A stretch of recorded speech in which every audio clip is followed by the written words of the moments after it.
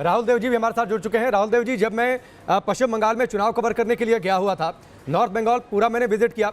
खुद टीएमसी के लोग कहते थे हमें ज़्यादा नुकसान होगा, 60 से 70 सीटों का हमें नुकसान हो सकता है। हालांकि वो ये दावा जरूर कर रहे थे कि वो सत्ता में वापसी करेंगे। 206 सीटें तो खुद टीएमसी के लोग नहीं सोच रहे थे। क्या बड़ी बातें, मैं चाहूंगा आप जरूर उसकी चर्चा सबसे पहले जो बीजेपी के खिलाफ चली गई पूरी तरीके से। देखिए, मैं बीजेपी के प्रदर्शन को काफी प्रभावशाली रूप में देखता हूं। 3 सीटों से यहां तक पहुंचना ये छोटी उपलब्धि नहीं है किसी भी ऐसी पार्टी के लिए जो अपनी संस्कृति में, अपनी भाषा में स्थानीय नहीं है एक तरह से। तो लेकिन उन्होंने जो दावे कर रहे थे, अमित शाह जी जो 200 सीटों के दावे कर रहे थे, वो जाहिर है अपने कार्यकर्ताओं को मनोबल बनाने के लिए और जनता में माहौल बनाने के लिए कर रहे थे।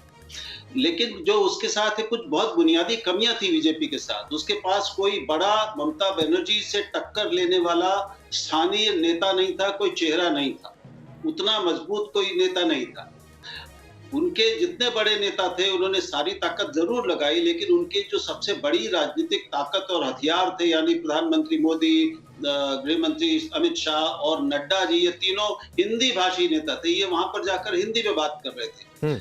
पश्चिम बंगाल की जनता के लिए बंगाली अस्मिता, बंगाली भाषा की अस्मिता और बंगाली संस्कृति की अस्मिता, ये बहुत ज्यादा मायने रखने वाली चीजें हैं जो हिंदी क्षेत्र के नेताओं को उतना नहीं समझ में आती है। आप दक्षिण में भी ये स्थिति पाते हैं। और तीसरी चीज ये कि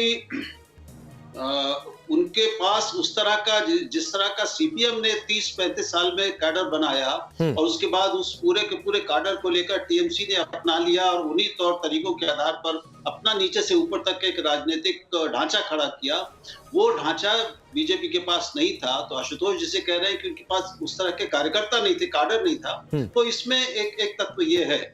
और तीसरी बात ये कि महिला वोट भी एक ममता बनर्जी का एक बहुत बड़ा आधार रहा है और मुझे दिखता है कि महिला वोट उनको काफी बड़ी संख्या में ममता बनर्जी को मिला है।